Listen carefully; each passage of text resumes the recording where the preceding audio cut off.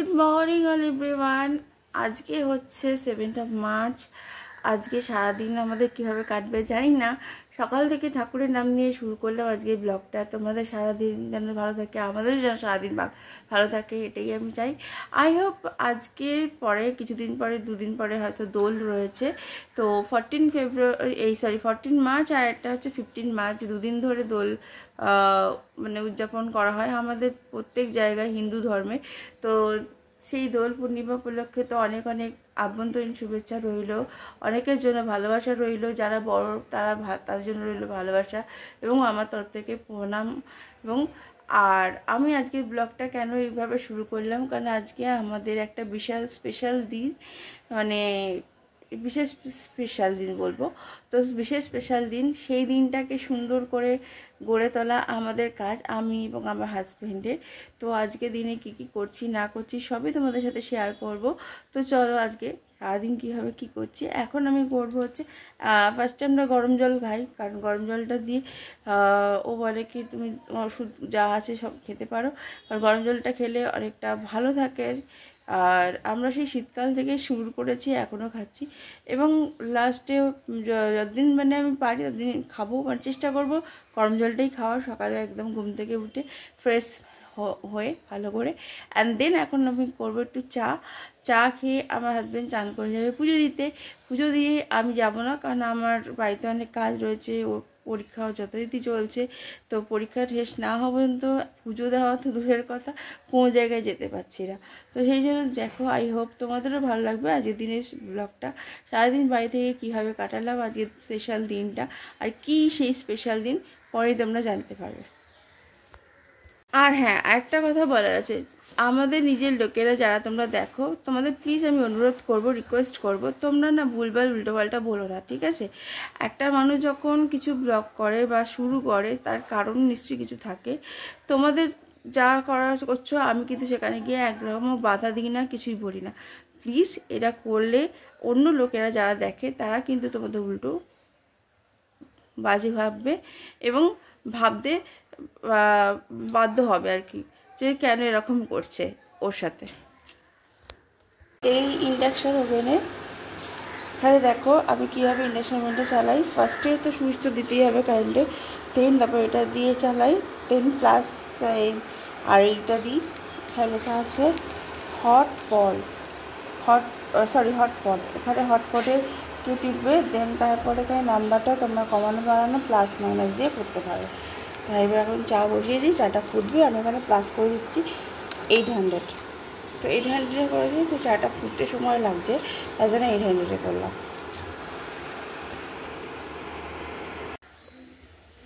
দাদা পেছন দিকে ফিরুন। Good morning.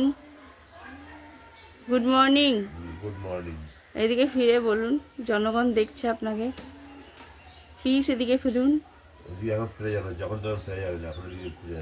বাবা, আপনি কি খুব ব্যস্ত মানুষ? সারাদিন ব্যস্ত থাকেন? কাটছেন হচ্ছে দাড়ি, এই দেখো। আজকে আমাদের কি রে বলতে পারবেন? হ্যাঁ, আপনি যদি আমাকে কোনো গিফট না দেন তাহলে আজকে আপনার পানিশমেন্ট আছে। আমি সকাল সকাল কিন্তু আপনার জন্য গরম জল চা করে নিয়ে এসেছি, এটাই আপনার প্রেজেন্টেশন, ঠিক আছে? আই হোপ আপনি এতে খুশি হবেন। ভালো করে চাটা ভালো করে বানিয়েছি, ঠিক আছে? তবে চা পাতা ফুরিয়ে গেছে, আনতে হবে চা পাতা। না না, এমনি বলছি, এই আর কি মারছি, সত্যি কি ফুরিয়েছে নাকি? আছে তো। দেখো বন্ধুরা, আমি কিন্তু আমার হাজব্যান্ডের সঙ্গে মশকরা করি, এটা স্বাভাবিক যে হাজব্যান্ড ওয়াইফের মধ্যে শুধুমাত্র ভালোবাসা নয়, মশকরা ইয়ার্কি সবই চলে, তাই তো?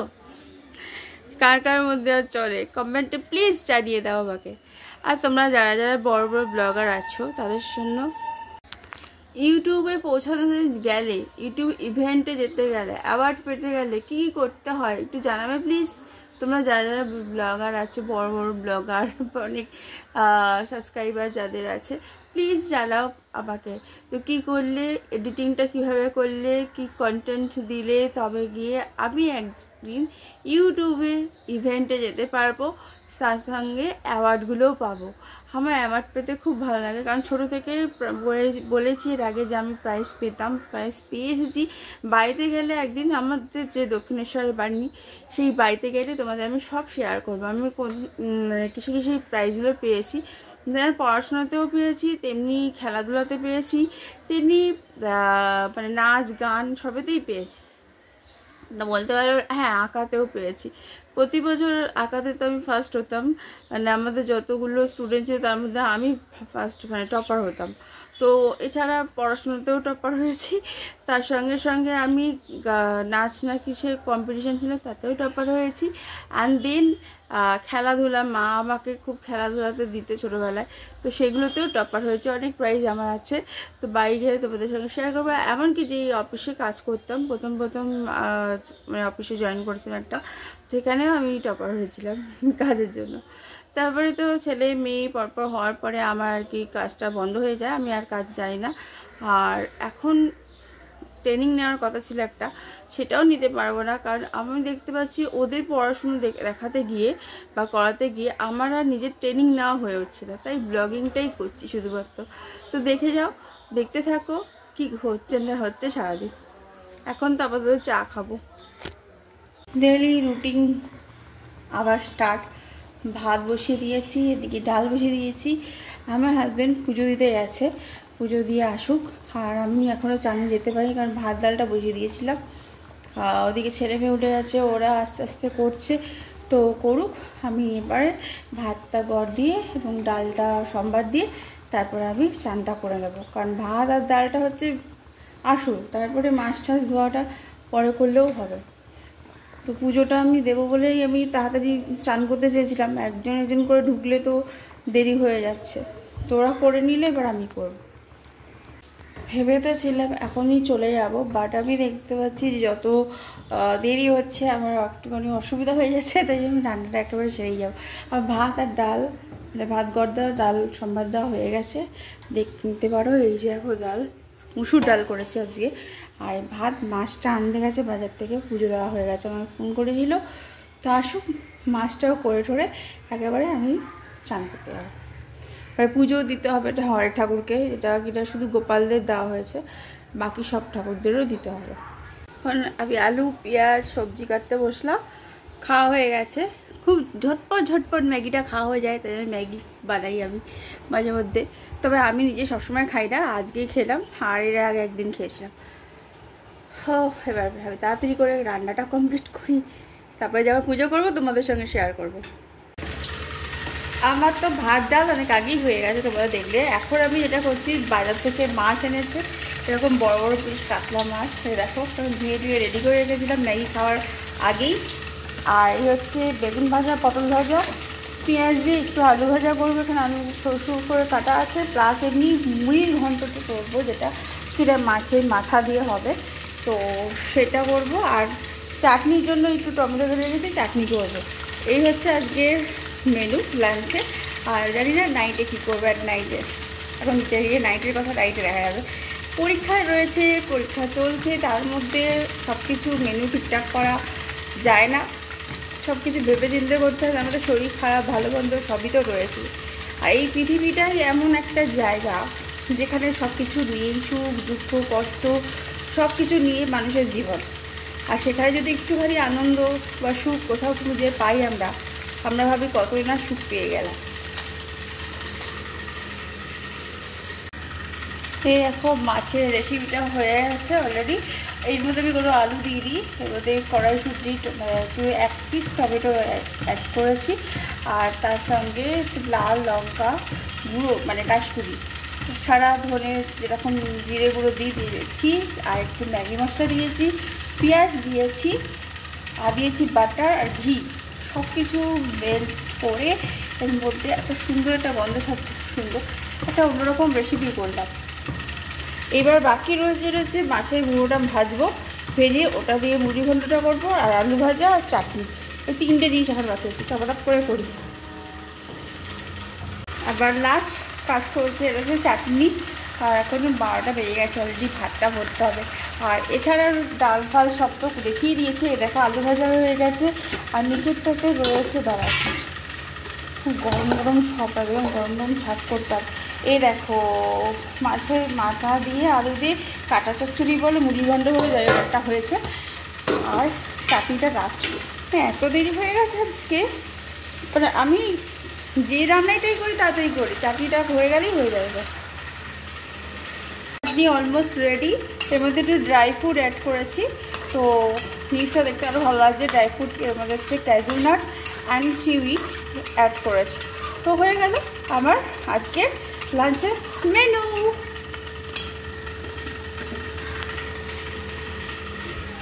রান্নাবাড়ি তো হয়ে গেছে, সমস্ত কমপ্লিট ডান। এখন আমি একটু বসে দেবো, তারপরে চান টান করবো।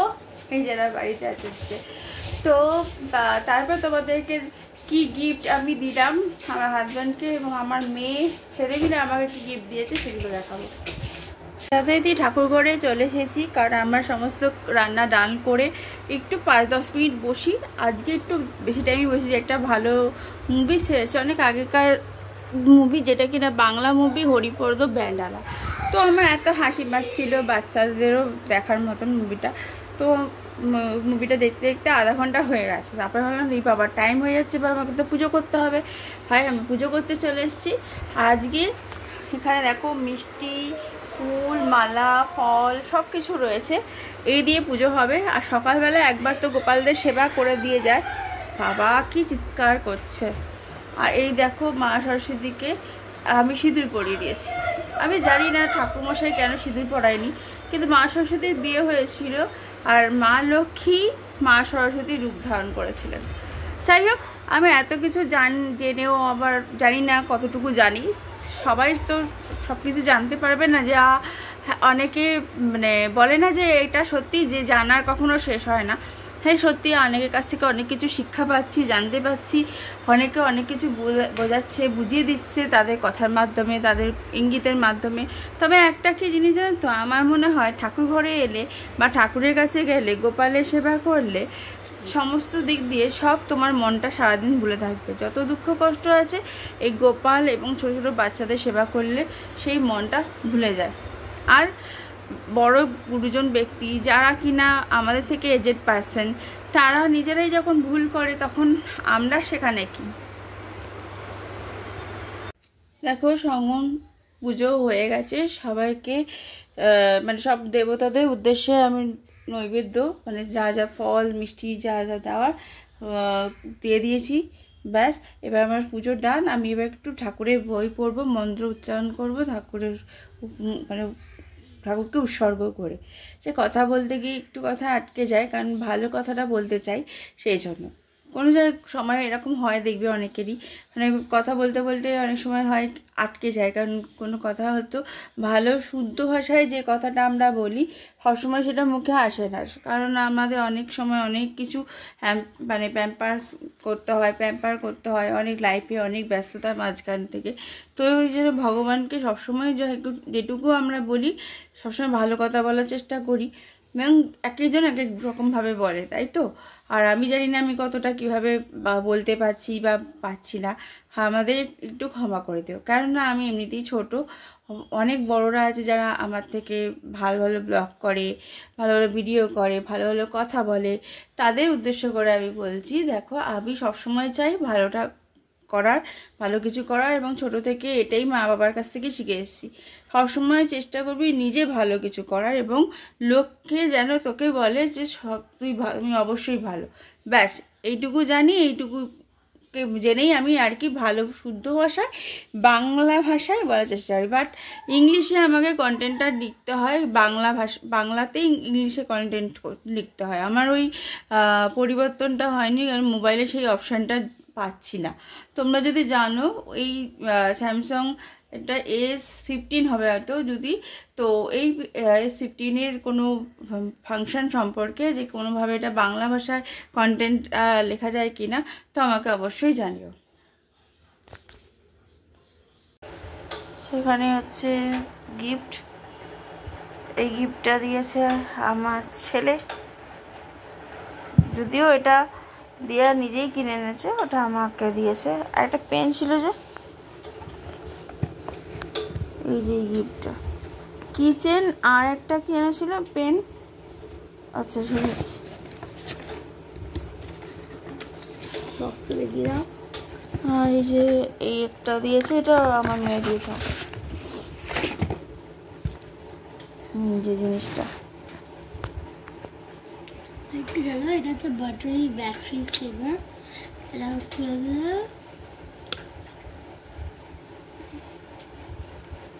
আমার এই জিনিসটা সত্যি খুব ভালো লেগেছে। এতদিনে একটা ভালো জিনিস ও আমাকে দিল, কারণ এর আগে যে জিনিসগুলো দিয়েছে সবই ইউজফুল, কিন্তু এটা ইউজ করতে পারবো না। এটা আমি সারা জীবন আমি রেখে দেবো সুন্দর করে গুছিয়ে, কোনো শোপিস হিসেবে আর কি। ওগুলো খালি মানে ইউজ করে ফেলে দেওয়া যায়, কিন্তু এটা সারা জীবন। আর পার্পল কালারটাও আমার খুব পছন্দ, তাই জন্য ভালো লেগেছে। আমি নিজেকে নিজে গিফট করেছি, সেটা দেখিয়ে দিই।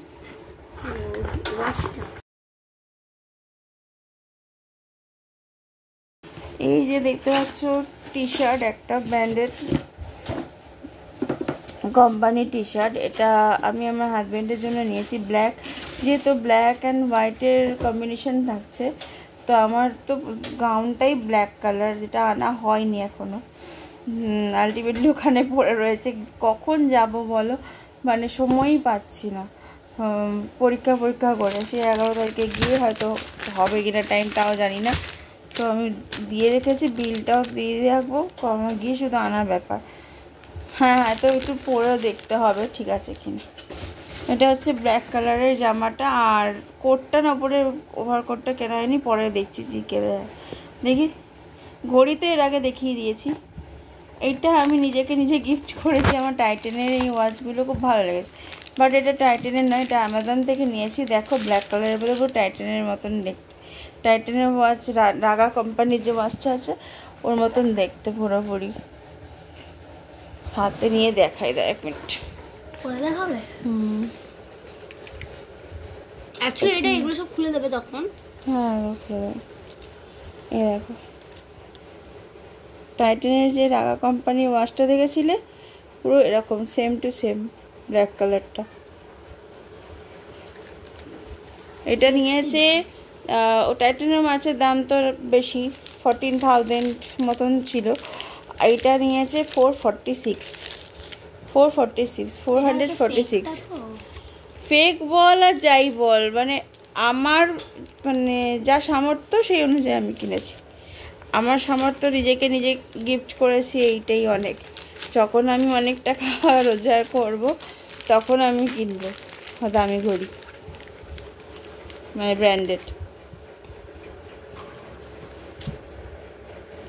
গুড মর্নিং অল এভরিওয়ান, তোমরা সবাই কেমন আছো? নিশ্চয়ই ভালো আছো। Welcome back to my channel, my blog.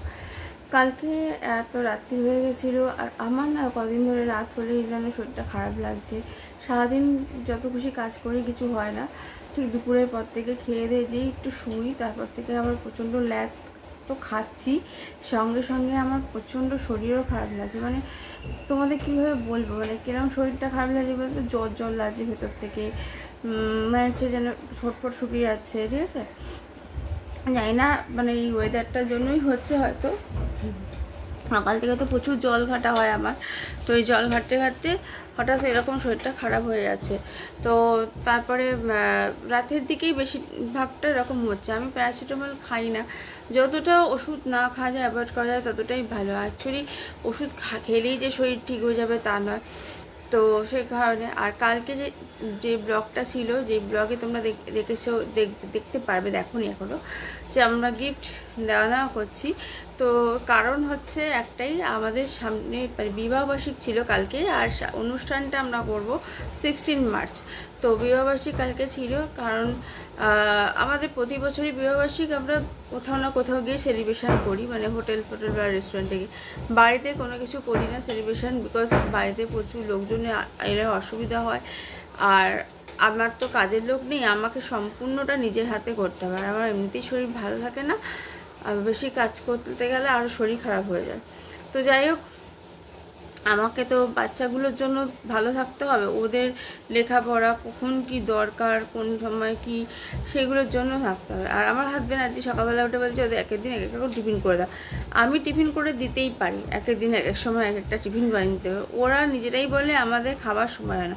যখন আমার মেয়ে আমাকে বলে যে আমাকে এটা বানিয়ে দাও, তখন আমি বানিয়ে দিই।